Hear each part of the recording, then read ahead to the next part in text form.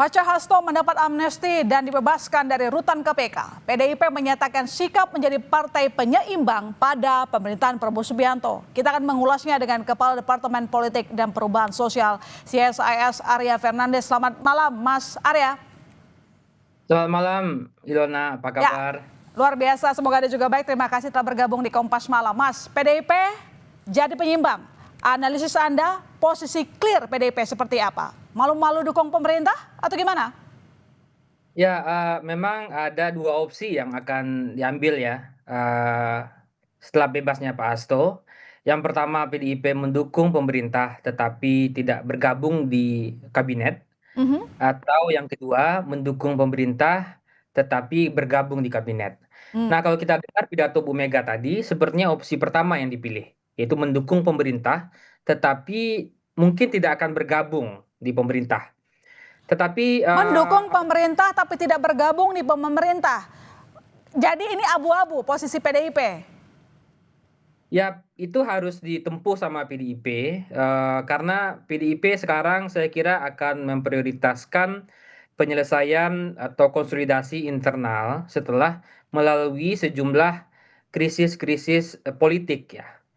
Ya, misalnya suara PDIP drop dalam pemilu lalu, calon yang didukung PDIP tidak menang, dan Mhm. di beberapa pilkada PDIP juga mengalami kekalahan yang cukup banyak ya. Mhm.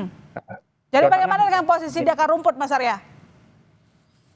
Di akar rumput kalau kita dengar pidatonya Bu Mega tadi, memang ada indikasi yang kuat bahwa PDIP sebaiknya menurut para kader dan tentu juga Bu Mega Mhm. tetap mendukung pemerintah tetapi tidak harus masuk gitu. Jadi Mhm. itu membuat posisi PDIP lebih fleksibel ya. Mhm.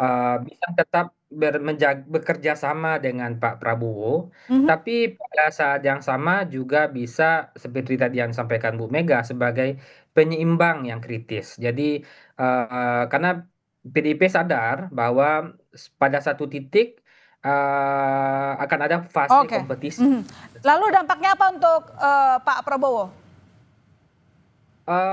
Pak Prabowo saya kira dan Bu Mega saya kira sejak awal, sejak pemerintahan dibentuk, memang selalu berusaha untuk bekerja sama. Ya, jadi kalau Mhm. kita lihat ada selalu pertemuan-pertemuan Pak Dasko dengan Bu Puan, dengan Bu Mega, selalu ada usaha untuk bekerja sama. Ya. Tapi mungkin PDIP punya pertimbangan lain ya. Tadi dia mendukung tapi tidak harus masuk di kabinet ya. Mhm. Dan memang kalau PDIP masuk di kabinet tentu itu juga akan menyulitkan posisinya Pak Prabowo sebenarnya. Mhm. Menyulitkan dalam arti kata tentu akan ada restrukturisasi kabinet.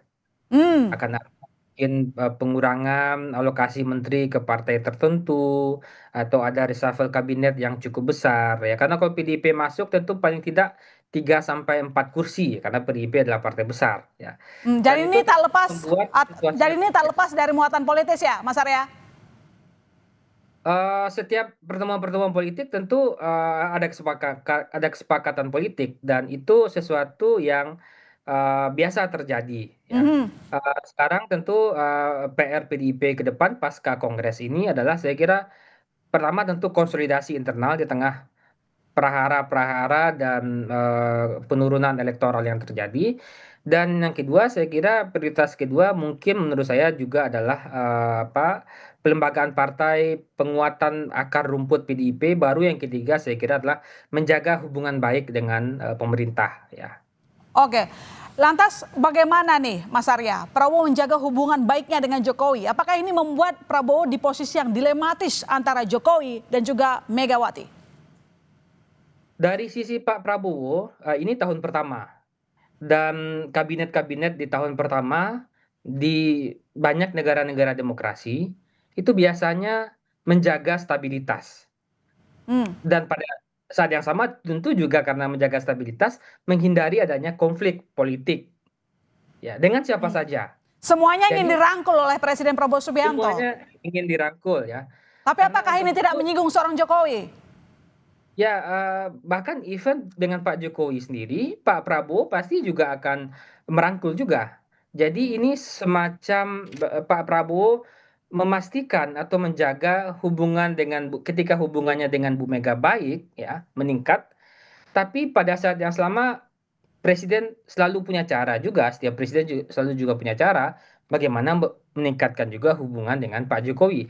Ini seperti Hmm, menjaga hmm, keseimbangan politik antara hmm. blok PDIP di satu sisi atau Bu Mega dan blok Pak Jokowi di satu sisi. Tapi ada blok-blok lainnya, ada Pak SB misalnya, ada partai koalisi misalnya. Mhm. Ini tahun pertama, jadi saya melihat Pak Prabowo pasti memastikan stabilitas itu terjadi karena bagaimanapun Yona, Memastikan stabilitas terjaga, apakah dengan semua dirangkul, tidak ada yang tegas begitu di posisi oposisi? Karena kan Megawati mengatakan bahwa mereka sebagai partai penyeimbang. ya memang ada perubahan yang besar terjadi dalam partai-partai kita, terutama dalam 1-2 tahun terakhir ya. Hmm. Apa itu? Saya melihat partai tidak bersedia secara terbuka untuk mendeklarasikan diri sebagai partai oposisi. Mhm.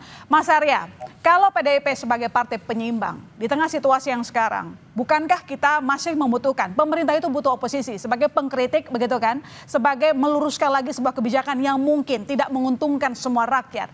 Siapa yang akan menjadi watchdog di pemerintahan?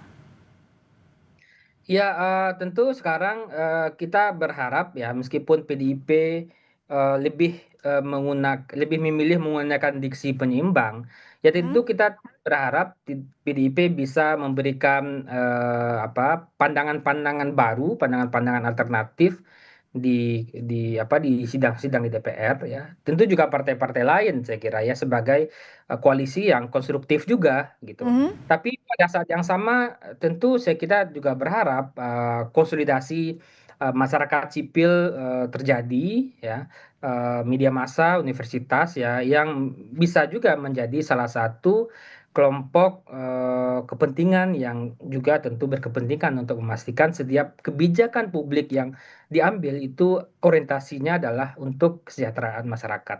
Baik, terima kasih Mas Arya telah bergabung di Kompas Malam. Selamat malam Mas, sehat-sehat selalu.